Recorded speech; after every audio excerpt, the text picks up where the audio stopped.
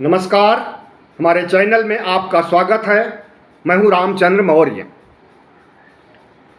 साथियों, 30 घंटे हो गए, अभी तक राहुल गांधी की संसद सदस्यता बहाल नहीं की गई, जबकि 135 दिन पहले जब गुजरात हाई कोर्ट का फैसला आया था, उसके 24 घंटे के अंदर राहुल गांधी की सदस्यता निरस्त कर दी जाती है। बहुत मुस्तैदी के साथ, बहुत जल्दबाजी में राहुल गांधी की न केवल सदस्यता रद्द की गई, बल्कि उन्हें सरकारी बंगला खाली करने का आदेश भी जारी कर दिया। लेकिन 30 घंटे बीत चुके हैं। 4 अगस्त को सुप्रीम कोर्ट का फैसला आता है और सजा से मुक्त कर दिया जाता है राहुल गांधी को। 30 घंटे होने के बावजूद अभी तक राहुल गांधी फिर से लोकसभा सदस्य के रूप में चिन्हित नहीं किए गए हैं, उनकी सदस्यता बहाल नहीं की गई।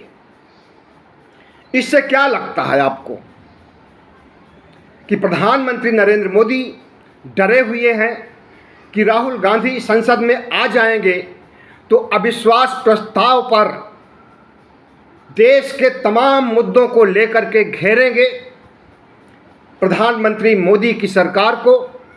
मणिपुर, अडानी, महंगाई, देश की बिगड़ती अर्थव्यवस्था, इस पर पहले भी राहुल गांधी मोदी सरकार को घेर चुके हैं, लेकिन संसद में नहीं, सड़क पर। और जब वे सांसद थे तो अडानी के मामले पर उन्होंने जो रवैया अपनाया था, उससे प्रधानमंत्री मोदी डर गए थे और उसी का परिणाम है कि उनकी संसद सदस्यता छीनने के लिए गुजरात के मुकदमे को हवा दिया गया और जल्दीबाजी में निर्णय दिलाया गया, लोअर कोर्ट से भी और हाई कोर्ट से भी। लेकिन प्रधानमंत्री नरेंद्र मोदी को शायद यह नहीं ध्यान था कि हाई कोर्ट से बड़ी भी एक अदालत है जहां पर नरेंद्र मोदी की पहुंच नहीं है, जहां पर नरेंद्र मोदी का राजनीतिक दबाव काम नहीं करता है। जस्टिस चंद्रचूड़ जब से आए हैं, उन्होंने अपनी सत्यनिष्ठा और न्याय से इस देश को गौरवान्वित किया है और वो जब तक रहेंगे नवंबर 2024 तक, तब तक कोई गलत फैसला हाई कोर्ट से, सुप्रीम कोर्ट से नहीं करवाया जा सकता। हालांकि रंजन गोगोई के समय में और दूसरे चीफ जस्टिस के समय में तमाम से गलत फैसले हुए और गलत फैसले सामने आने के बावजूद, तमाम वकीलों और कानून के जानकारों के विरोध के बावजूद उस पर शांति बरती गई, क्योंकि सुप्रीम कोर्ट का फैसला था। लेकिन जब से चंद्रचूड़ साहब आए हुए हैं, तब से ही नरेंद्र मोदी डरे हुए हैं, क्योंकि ये न्याय करते हैं, पक्षपात नहीं करते।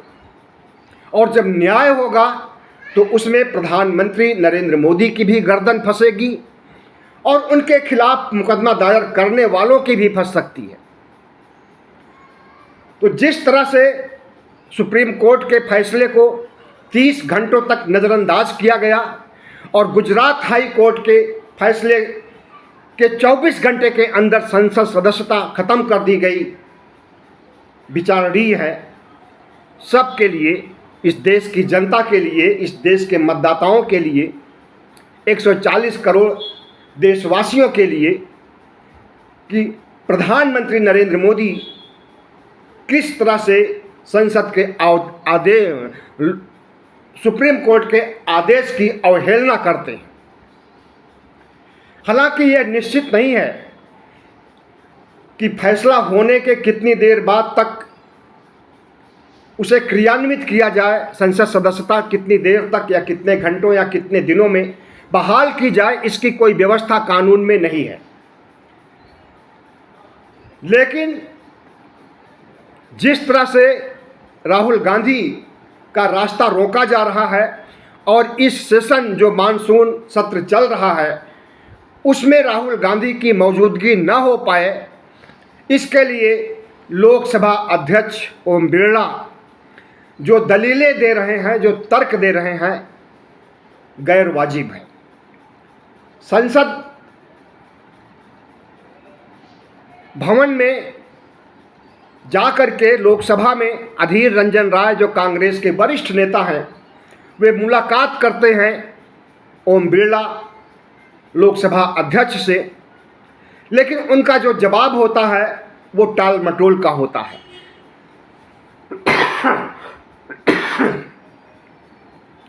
माफ कीजिएगा।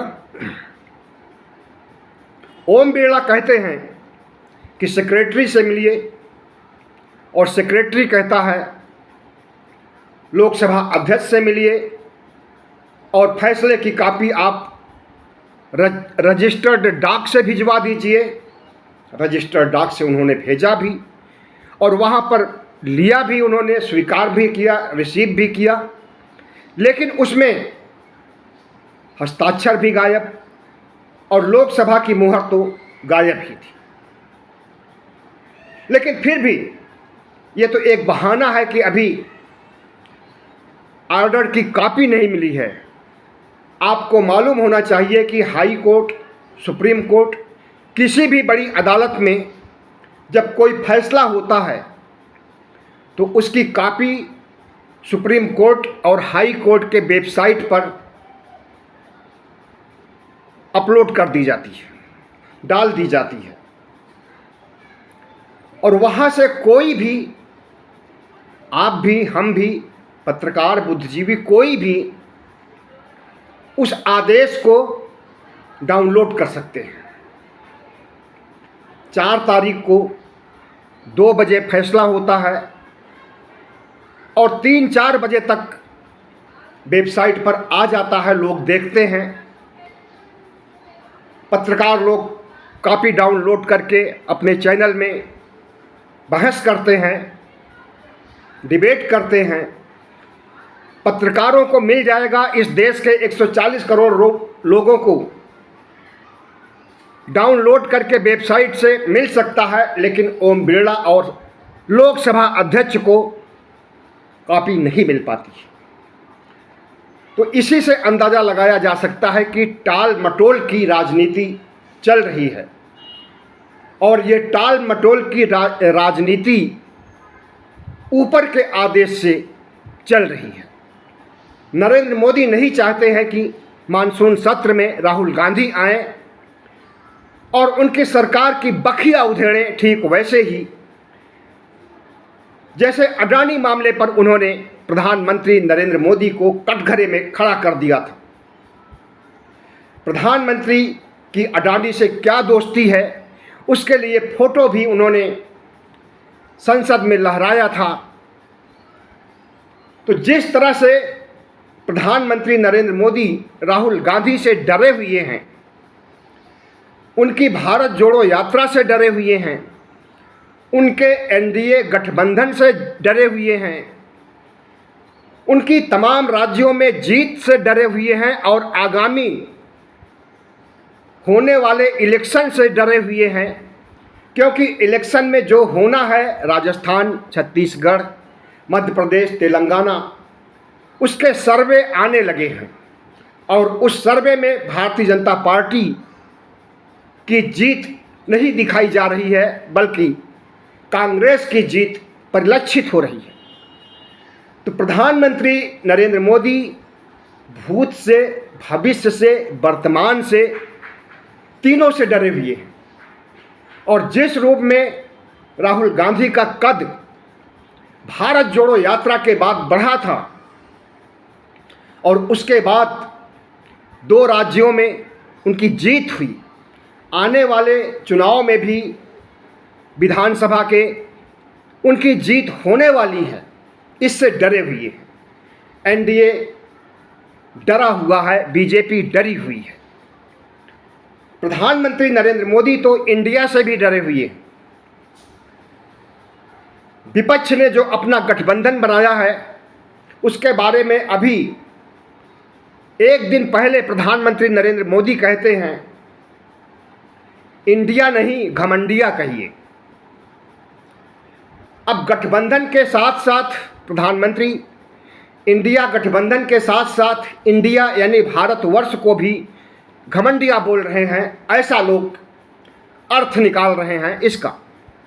और जिस तरह से उन्होंने इंडिया के बारे में कहा कि ईस्ट इंडिया कंपनी भी तो में इंडिया लगा हुआ है, मुजाहिदीन में भी इंडिया लगा हुआ है, पीएफआई संगठन जो कि आतंकी संगठन मानते हैं उसमें भी इंडिया लगा हुआ है। तो प्रधानमंत्री नरेंद्र मोदी इंडिया गठबंधन के बहाने क्या इंडिया पर निशाना साध रहे हैं, भारतवर्ष को बुरा भला कह रहे हैं। बहरहाल उनके मुंह से इस घबराहट की घड़ी में, इस बेचैनी और मातम की घड़ी में उनके मुंह से क्या निकल जाए कुछ नहीं कहा जा सकता है। प्रधानमंत्री नरेंद्र मोदी अपना विवेक खो चुके हैं। प्रधानमंत्री पद की गरिमा को बरकरार नहीं रख पा रहे हैं। कई ऐसे अवसर आए हैं जब उन्होंने प्रधानमंत्री पद की गरिमा को तार तार किया है। कांग्रेस नेता शशि थरूर की पत्नी को 50 करोड़ की गर्लफ्रेंड कहना, सोनिया गांधी को जर्सी गाय कहना, शमशान श्मशान कब्रगाह और दलितों नहीं मुसलमानों को उनके कपड़ों से पहचानने की बात, जिस तरह से उन्होंने सांप्रदायिक ध्रुवीकरण के मद्देनज़र कही है, वह बातें सब याद आती हैं जब प्रधानमंत्री नरेंद्र मोदी इंडिया को घमंडिया कहते हैं। उस समय हम तो कहते हैं कि प्रधानमंत्री नरेंद्र मोदी इतना सर्वशक्तिमान हो गए हैं, इतना सर्वशक्तिशाली हो गए हैं कि उनके खिलाफ कोई कुछ नहीं बोल सकता है। और अगर बोलेगा तो सीबीआई, ईडी, आईटी, बुलडोजर और तमाम इनका आईटी ट्रोल मीडिया, गोदी मीडिया सब उस व्यक्ति के पीछे पड़ जाएगा जो प्रधानमंत्री के खिलाफ, प्रधानमंत्री के अहंकार पर टिप्पणी करेगा। तो साथियों, जिस तरह से प्रधानमंत्री नरेंद्र मोदी के गुड गवर्नेंस या बैड गवर्नेंस जो भी कहें, कांग्रेसियों के लिए तो बैड गवर्नेंस है, भाजपाइयों के लिए, आरएसएस के लिए गुड गवर्नेंस है। इन 9-10 सालों में प्रधानमंत्री नरेंद्र मोदी ने जिस तरह से संविधान के खिलाफ, लोकतंत्र के खिलाफ और इस राष्ट्र के खिलाफ काम किया है, उसे आप अच्छी तरह से समझ रहे हैं, देख चुके हैं, सुन चुके हैं। 140 करोड़ देशवासियों को प्रधानमंत्री नरेंद्र मोदी ने जो सब्जबाग दिखाए थे, जो जुमले सुनाए थे, वो अच्छे दिन, वो किसानों की आय दोगुनी, वो बेरोजगारों को हर साल 2 करोड़, ऐसे 50 जुमले हैं, 50 लोक लुभावन नारे हैं, जिसमें से कि एक भी नारा फलीभूत नहीं हो सका। तो प्रधानमंत्री नरेंद्र मोदी आरएसएस के प्रोडक्ट हैं और आरएसएस अपने को सांस्कृतिक राष्ट्रवाद का पुरोधा कहता है, लेकिन वो क्या है, उसकी असलियत क्या है, इसे समझने की ज़रूरत है। और समझने वाले समझते भी हैं कि आरएसएस सामाजिक संगठन के नाम पर एक सांप्रदायिक जुनून पैदा करने वाला संगठन है। दुनिया के देशों में तो आरएसएस को आतंकवादियों की सूची में डाला गया है। कई वेबसाइट ऐसे हैं, terrorism.com पर जाइए, देखिए, आपको दिखाई देगा कि आरएसएस को दुनिया के तमाम आतंकवादियों की सूची में डाला गया है। और वही आरएसएस अपने को राष्ट्रवादी कहता है, संस्कारवादी कहता है, सांस्कृतिक राष्ट्रवाद का पुरोधा कहता है, अपने मुंह मियाँ मिट्ठू बनता है। लेकिन आरएसएस की हकीकत क्या है कि इस देश में जितने दंगे फसाद होते हैं, हत्याकांड दंगों के दौरान होते हैं, वो सब आरएसएस के संगठन की देन है। दिल्ली दंगों में आपने देखा कि किस तरह से आरएसएस के लोग पुलिस की पोशाक पहन करके आए और मुसलमानों का कत्लेआम किए। इसके बहुत से वीडियो वायरल किए गए, जिसमें देखा गया कि पुलिस के बेस में आरएसएस के प्रचारक, आरएसएस के गुंडे, आरएसएस के आतंकी इस देश की राजधानी दिल्ली में मुसलमानों का कत्लेआम करते हुए, सिर्फ दिल्ली ही नहीं बल्कि जितने भी दंगे होते हैं, मणिपुर का ही लीजिए, आरएसएस कहता है कि हमारा संगठन ऐसा होता है, जब कोई राष्ट्रीय आपदा होती है, हादसे होते हैं, दंगे होते हैं, मातम का माहौल होता है, तो वहाँ आरएसएस के लोग पहुँच करके समाज सेवा का काम करते हैं, शांति स्थापित करने का काम करते हैं और सांप्रदायिकता, तनाव या जो कुछ भी होता है उसे कम करने का काम करते हैं। लेकिन जिस तरह से पिछले 3 महीने से मणिपुर जल रहा है और वहाँ पर एक से एक ऐसे हादसे हो रहे हैं जिससे इस देश के 140 करोड़ लोगों को शर्मसार होना पड़ रहा है, दुनिया के देशों में थू थू हो रहा है, महिला को नग्न करके परेड कराया जा रहा है, महिला के प्राइवेट पार्ट में उंगली डाली जा रही है, यह सब हो रहा है, भीषण नरसंहार हो रहा है, ईसाई समुदाय के लोग मारे जा रहे हैं सरकार के द्वारा, डबल इंजन के द्वारा, वहाँ पर तैनात तमाम सशस्त्र बलों के द्वारा, सबके सब एक समुदाय जो हिंदू समुदाय है, मैतेई, उसके साथ मिले हुए हैं और कुकी समुदाय का सफाया कर रहे हैं। कुकी समुदाय ईसाई धर्म को मानता है और कुकी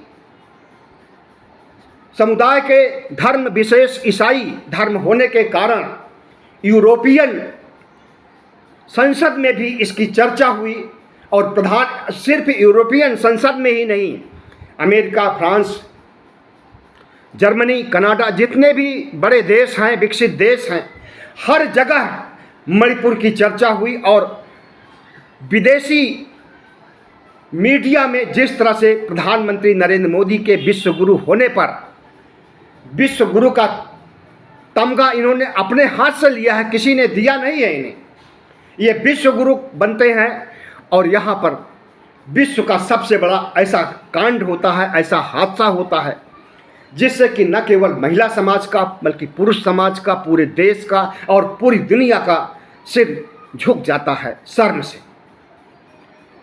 तो प्रधानमंत्री नरेंद्र मोदी और इनका आरएसएस की पोल खुल गई है। अब जब राहुल गांधी के खिलाफ गुजरात हाई कोर्ट का आदेश आता है तो 24 घंटे में बहाली निरस्त हो जाती है संसद सदस्यता, मकान भी छीन लिया जाता है कुछ समय का मौका दे करके। लेकिन 30-32 घंटे हो गए, सुप्रीम कोर्ट जो इस देश की सबसे बड़ी अदालत है, chief justice of India DY Chandrachud का आदेश आता है, उनकी टीम का आदेश आता है, जस्टिस BR गवई का आदेश आता है और उस पर टाल मटोल चल रही है। ये टाल मटोल कब तक चलेगी कुछ नहीं कहा जा सकता। हमें तो लगता है कि मानसून सत्र खत्म होने के बाद ही राहुल गांधी की संसद सदस्यता बहाल की जाएगी और वो फिर से संसद में जा सकेंगे, लेकिन इस सत्र में नहीं, अगले सत्र में। और तब तक अविश्वास प्रस्ताव पारित हो गया रहेगा और भी जो मणिपुर हादसे पर जो देश जल रहा है, मणिपुर जल रहा है, इस पर ज्वलंत सवाल भी नहीं उठा सकेंगे और राहुल गांधी को यह भी बता दिया जाएगा कि कानून के जरिए, अदालत के जरिए तुम अगर चाहो कि हमें झुका सको संसद में, तो यह तुम्हारी भूल है। राहुल गांधी के बहाने सुप्रीम कोर्ट को भी ललकारा जा रहा है कि आपका कितना भी आदेश हो, हमारे लिए कोई वैल्यू नहीं है, हम जब चाहेंगे तब जो चाहेंगे वो करेंगे, हमारा कोई कुछ नहीं बिगाड़ सकता है। तो ये संदेश, मणिपुर का संदेश, सुप्रीम कोर्ट के निर्णय का संदेश और इस देश से लोकतंत्र और संविधान को खत्म करने का संदेश बहुत तेजी से इस देश के 140 करोड़ लोगों के पास पहुंच रहा है। और ज़्यादा समय नहीं लगेगा जब इनके हिंदू राष्ट्र के मंसूबे का भी भंडाफोड़ हो जाएगा। आरएसएस चाहता है कि संविधान को नष्ट कर दिया जाए, लोकतंत्र को नष्ट कर दिया जाए, इस देश की साझा संस्कृति को नष्ट कर दिया जाए, जिस साझा संस्कृति में तमाम धर्मों के लोग, दुनिया में जितने धर्म हैं वे सारे धर्म लगभग भारत में मौजूद हैं और उनमें सामंजस्य है, भाईचारा है, सहयोग है। और उस सहयोग को, उस भाईचारे को आरएसएस के लोग ख़त्म करना चाहते हैं और हिंदुत्व और हिंदू का वर्चस्व स्थापित करना चाहते हैं। इसके लिए वो भारत को हिंदू राष्ट्र बनाना चाहते हैं। हिंदू राष्ट्र का मतलब कि जनतंत्र, जनतंत्र का मतलब कि सिंगोल की पूजा, जिसे कि प्रधानमंत्री नरेंद्र मोदी ने नए संसद भवन में सिंगोल की पूजा की, उसके साष्टांग पड़ गए। तो इससे क्या संदेश जाता है कि प्रधानमंत्री इस देश के प्रजातंत्र को, बाबा साहब डॉक्टर भीमराव अंबेडकर के द्वारा लिखित संविधान को धत्ता बता रहे हैं, नहीं मान रहे हैं और राजतंत्र के प्रतीक की पूजा कर रहे हैं। तो यह सिर्फ राजतंत्र के प्रतीक की पूजा नहीं है, बल्कि भारत में एक बहुत बड़ा परिवर्तन, नकारात्मक परिवर्तन, विध्वंसात्मक परिवर्तन करने की आहट मिल रही है। और उसी आहट का प्रतीक है कि प्रधानमंत्री नरेंद्र मोदी असंवैधानिक, गैरकानूनी काम कर रहे हैं और आरएसएस, भारतीय जनता पार्टी और तमाम हिंदू संगठन उस पर मुहर लगा रहे हैं, अपनी स्वीकृति दे रहे हैं। एक तरफ प्रधानमंत्री नरेंद्र मोदी, इनका आरएसएस, इनकी बीजेपी है और दूसरी तरफ इंडिया है। दूसरी तरफ इस देश के 140 करोड़ देशवासी हैं। दूसरी तरफ इस देश के 90 करोड़ से अधिक मतदाता हैं। तो आज, या यूं कहें कि 2024 की लड़ाई इंडिया और भारतीय जनता पार्टी में तो होगी ही, भारतीय जनता पार्टी को 140 करोड़ देशवासियों से भी लड़ना होगा। या यूं कहें कि 140 करोड़ देशवासियों को, 90 करोड़ मतदाताओं को भारतीय जनता पार्टी के खिलाफ उठ करके खड़ा होना होगा और इनके विध्वंसकारी मंसूबों को नष्ट कर देना होगा। तभी हमारा संविधान बचेगा, तभी हमारा देश बचेगा, तभी हमारा लोकतंत्र बचेगा, तभी हमारी धर्मनिरपेक्षता बचेगी और तभी हमारा समानता का अधिकार बचेगा। बहुत बहुत धन्यवाद। हमारे चैनल को सब्सक्राइब कीजिएगा, लाइक कीजिएगा और शेयर कीजिएगा ताकि हमारी आवाज़ दूर दूर तक जा सके।